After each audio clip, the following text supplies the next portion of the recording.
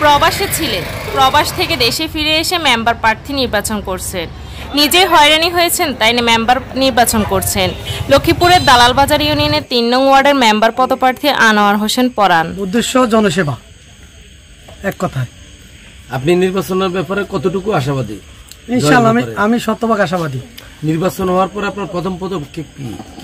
আমার প্রথম পদক্ষেপ হবে আমার জনগণ যেন সুশাসন পায়, আমার জনগণ যেন সালিশ বাণিজ্যে না পড়ে, আমার জনগণ যেন মাদক ইয়াবা এইসব সমস্যায় না পড়ে, আমার এলাকার রাস্তাঘাট, বয়স্ক ভাতা, সরকারি যত অনুদান আছে সবার অনুদানগুলো যেন সবাই সঠিকভাবে পায়।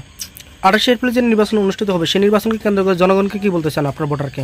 আমি জনগণকে বলবো, আপনার ভোট আপনি দেবেন, যাকে খুশি তাকে দেবেন, অবশ্যই একজন ভালো মানুষকে দেবেন, একজন ভালো প্রতিনিধি যেন আমরা পাই, সবাই চেষ্টা করবেন।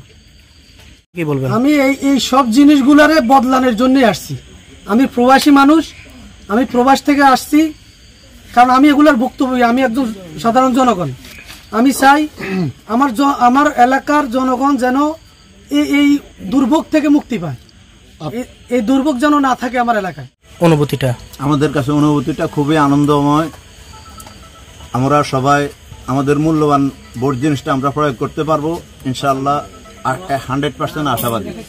আমরা চাই ইনশাআল্লাহ ভালো হোক, সুস্থ নির্বাচন হোক, মানুষের যেন সবাই যেন হাসি খুশি করতে পারে, এটাই চাই।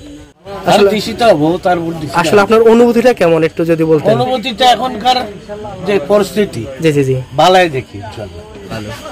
আপনি কি এবার প্রথম ভোট দিবেন? জি। কখনো আগে ভোট দিয়েছেন?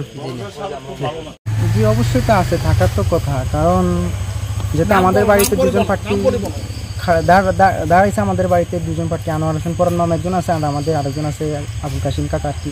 জি জি। তো আমরা সমর্থন করি আমাদের আনোয়ার হোসেন পরান মামাকে আর কি বেশিরভাগ।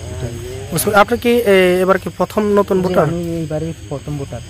আপনার অনুভূতিটা কি, মানে এই যে প্রথম ভোট দিবেন, আসলে আপনার কেমন লাগে? আমার অনুভূতিটা বলার এখানে বোঝানোর মতো ইয়া নাই আর কি। আমার অনেক আনন্দ, আমি যেহেতু প্রথম ভোটার হয়েছি তো একটা আশা তো আছে আমার, আমি ভোট দিব, আমার একটা মনে অন্যরকম একটা আনন্দ দেখতেছি। এই যে গাড়ি চালান, আসলে আপনাদের কষ্ট হয় কিনা বা গাড়ি কোনো ক্ষতি হয় কিনা, রাস্তার কন্ডিশন কিরকম একটু জানতে চাচ্ছি। সবারই ক্ষতি হয়, শুধু আমাদের একলা না, ঠিক আছে? কেন ক্ষতিটা হয়?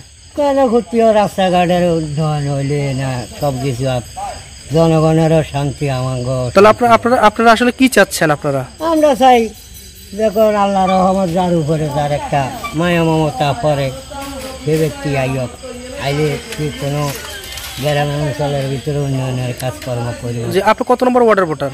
আমি হইলাম 1 নম্বর। 1 নম্বর ওয়ার্ডের ভোটার। জি, ধন্যবাদ।